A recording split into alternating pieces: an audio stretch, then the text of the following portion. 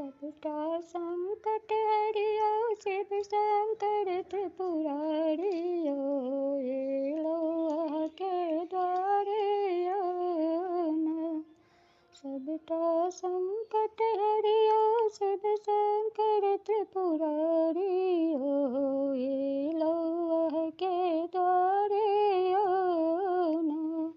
ही में शठा खाली हाथ गगरे भर गंगा जल मूत, ही में शठा खाली हाथ गगरे भर गंगा जल मूत। उजड़ फूल न भेटल उजड़ल हमर बारियो, एलो अहाँ के द्वारे न।